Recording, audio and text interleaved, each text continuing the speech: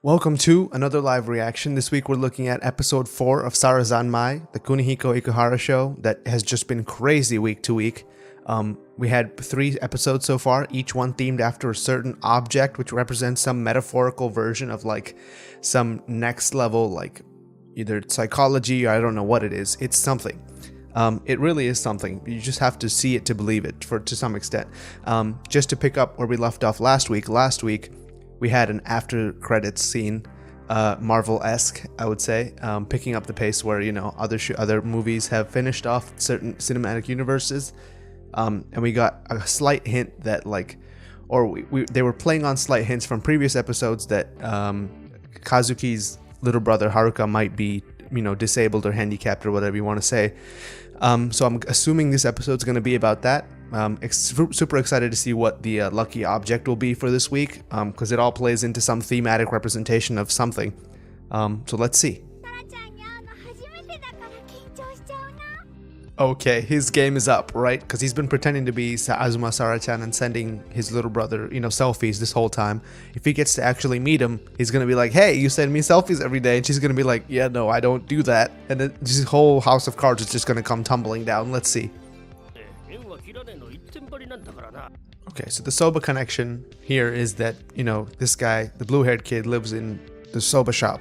And his brother, which we saw at the very beginning before the OP, either went to jail or has been accused of killing someone, and that's really like the defining moment at which he like just separated from society and became the carjacking person that he became today, right? I want to see how they introduce the soba into this and eventually what soba related death happens later in the episode, because there eventually will be one. And he lives in this soba restaurant with these other people who are taking care of him. We're not told the relation that he has with these people, but he just wants to meet back with his brother, right? I talked about this in the previous episode a little bit, but his whole character arc is that he just wants to, you know, like make up with his brother, and that's kind of playing into the whole like theme of the show is connections, or making connections, or repairing connections, or anything to do with wanting to be connected to somebody. Because that first stop sign that you see at the beginning of the episode just says Tsunagaritai, which is like, I want to be connected. And for some reason, I always say this show is better than Kisniver. Don't compare this show to Kisniver, but whenever I watch the show, I always get reminded of Kisniver, because whenever they share their secrets, it kind of reminds me of the scenes in Kisniver where they all get connected and they all share some kind of experience. And I do feel like at the core, they're trying to convey the same message, but I do feel like this just does it with a lot more style and panache.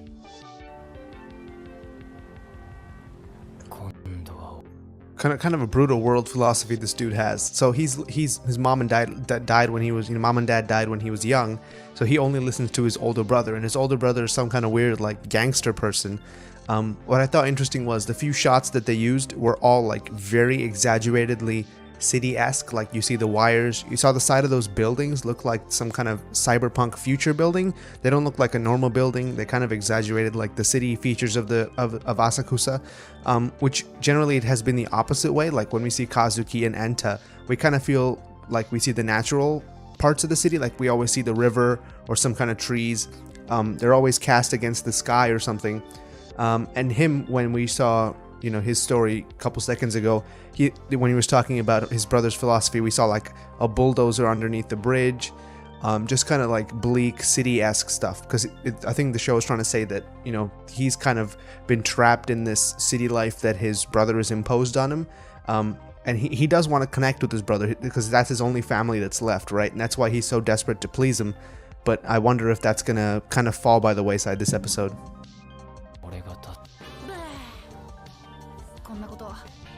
What was that? Just a momentary lapse in straightness? Okay, that's fine.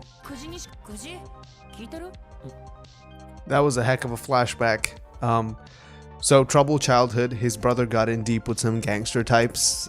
Still in deep with them because, you know, he's talking to him while he's murdering someone in a bathtub. He just came home with a suitcase of money and be like, hey, I want the shop back. So, judging off of that, his brother's intentions do seem good to some degree, even though he's misguided a little bit. Misguided a lot, clearly, because he's murdered people. But he just wants his brother to live in the shop. And he feels like, if you look at it from his perspective, he feels like by teaching him this stuff, by like saying weak people die, it encourages him to be strong, so he won't eventually get got. you know, he won't get betrayed by his friend into having to repay a debt that he can't, and then he'll eventually, you know, end up killing himself or get whacked by the mob or something. Which is, I guess, a good lesson to learn. At what point did his character flip from hating his older brother to wanting to meet up with him again? I wonder, because when he got the shop back, is that when that happened? Let's see. The hoses look like noodles, and he is trying to steal water. Coincidence? Probably not. Let's look at the policeman song, because we know it's coming.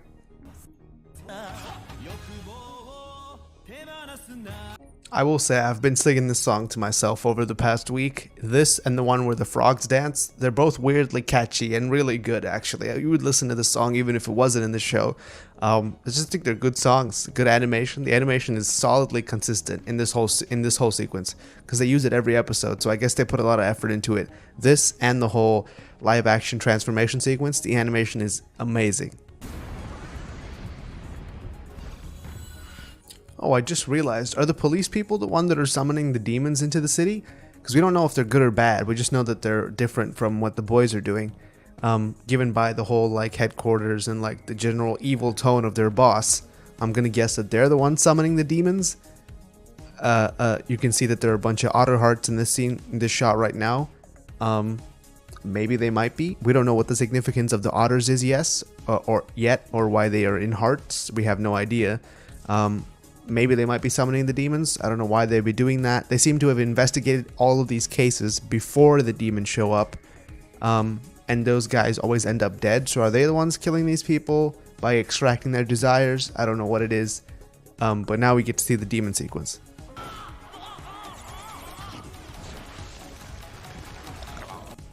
So the first two were Kazuki. The third one was Enta. This time it's Kuji. I wonder who it's going to be next time, because from now we've covered all the three main characters. We're just going to keep cycling through them to some degree. The Haruka thing has not been mentioned yet, I guess because they're just told us that he is. The payoff is going to be at the end of this episode probably. I want to see what Kuji's secret ends up being. This is a great formula for a show, I feel. Like, the first 8 to 9 minutes are just setting up the particular premise of that particular episode, and then they go into like a 10-minute sequence where there's a particular thematic resonance with the episode, with the person's backstory, which we learn about, and then they have a resolution at the end. It's like a 3-part structure, which really works in this short time format. The conclusions have always ended on a twist to some degree, so you kind of get excited about next week's episode, so that's pretty cool too. I don't know if this formula has been used before. I'm going to guess it has, because it's very vague what I just described, but by reusing these sequences, you kind of like get adjusted and you expect what's coming next. So you kind of, before the policeman sequence even began, I was like, okay, here we go. This is where the policeman sequence comes in. And then next we see the demons, and next we see the kappas, and next we see the Shurikodama extraction and whatnot. It's predictable, but it's not predictable in a bad way where they're just doing the same thing over and over again. They're using the structure of this format to kind of point out different things about different characters, which I think is really creative. Again, same lyrics, different meaning. I just think they're really killing it with this, where they have the similar structural, they have a similar structural framework, but the meaning that it conveys is entirely different. Because if you remember, first 2 episodes, we thought it was a girl, then we learned it was Haruka, then Enta likes Kazuki, and now it's like Kuji likes his older brother, right? Same words, different meaning every episode. Pretty sick. This is an Itachi level face turn right here. So the whole episode he's been set up as this bad guy who abuses the little brother and just walked out and stole money from the gangsters or whatever. But turns out he's he's a good guy. They were hunting his little brother for the money that he stole to reestablish the soba shop that he only did so his little brother could have a place to live.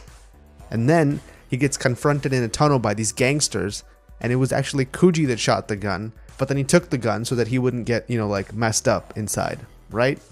That's pretty cool that he did that. This is a super face turn. This is one of those twists that we expect to see in the show. Now we know why he respects his older brother, right? Because until 5 minutes ago, we were only shown the little boy version of the story where he only just didn't like him because he's mean to him. But now we see like where the respect comes from. The respect is he protected him in a time when he needed protecting, and he protected the shop and everything that they had, and so he respects him for that. But obviously I think either he's on the lam from the law, or he's been caught or something in a way that he needs to distance himself from Kuji, because otherwise the murder charge would come and he would go to jail or whatever. That's perfectly reasonable. This is a super face turn, and the way that the show set it up was great. What? Wait a minute. You've been doing all this time. You've been cross-dressing as an idol. You've been taking pictures of yourself to send to your brother, and you hate him this whole time? This is the big reveal of this episode, is that you hate him? Okay, so after that reveal, I'm almost certain the next episode is going to deal with exclusively their relationship, which is good, because I want to know, where this train went off the rails. It couldn't have always been this way, because Haruka likes him, so clearly there's been some, good feelings in the past, but now it's just completely gone. Maybe he feels resentment that he has to do this or something, but nobody asked you to do this. You impose this on yourself. Maybe it's because Haruka's in a wheelchair and he feels bad for something related to that. Maybe he was indirectly involved in causing it, or he feels that Haruka gets more attention because he's in a wheelchair versus he's not getting any attention. I don't know. That's probably a really bad thing to say, but hey, this show is kind of weird. So let's go back to that little scene with the police people. So the way that this has been happening so far is that they've been finding these individuals who have kind of weird desires, who've acted on them to some degree, maybe in a criminal way, and are extracting their desires to use as a weapon against the public, it looks to me, right? Now, if you look at that on its surface, if you look a little bit deeper, you can see that they're police. Now, what's the significance of that? Police are arms, or instruments of the state, right? So it looks like the show is trying to say, the state is trying to, distract you from what alternate versions of desire, read sexuality, actually are, by showing you these kind of fringe outliers, and then equivocating that to more of the normal level of alternate sexuality that you can have, being gay or whatever it is. When we see that with Enta and Kazuki, Enta likes Kazuki, but it's not treated in a weird way. It's just kind of treated like normal, like it should be, which in Japan is not the case, right? I'm pretty sure it's still legal to be gay in Japan.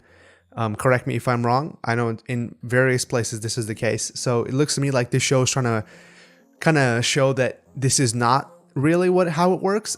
Even at the heart of these fringe desires, there is some wholesome element to it. This dude was trying to steal a girl's bathwater, but even though that was creepy, there is a wholesome element to it.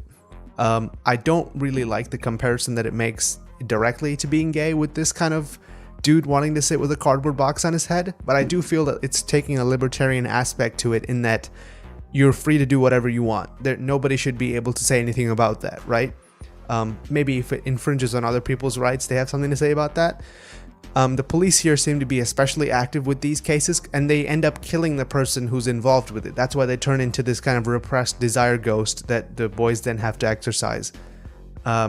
This is just operating at such a high level that it kind of blows my mind to do this in real time, but this show goes very deep on this, and it even uses the thematic elements. Soba connects to his family's restaurant. I feel like that's been one of the weaker connections so far, because we've had boxes, we've had cats. These all relate directly. The soba is more like a setting than an actual connection. If we had seen he wanted to be a soba person when he was young and growing up, I felt like that would be more emotionally resonant, because the boxes were very thematic. They weren't a direct relation, in that the boxes contain something that is a secret, and Enta is literally carrying around a box that contains something that reveals his secret, right? We could have read into that, and we could have learned that from the beginning if we wanted to, but that wasn't the case. That's not what we did.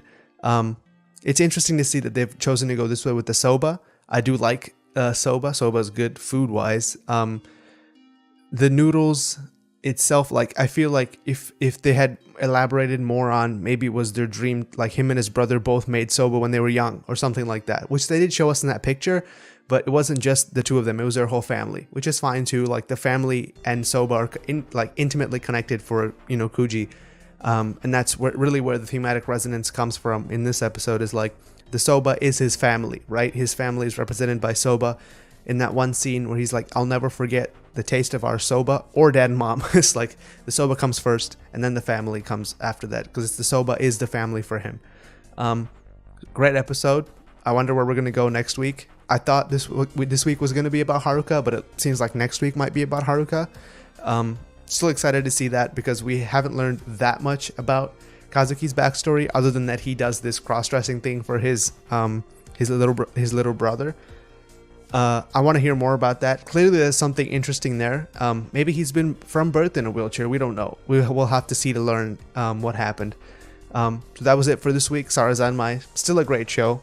Glad I chose to do this week by week, because I feel like the repetitive nature of it means that if you watched it back to back, it would come off as it would get a little bit old. But when you're watching it week after week, you kind of look forward to the bits where they do the songs, rather than just be like, oh, I just watched this song 15 minutes ago, why do I have to watch it again?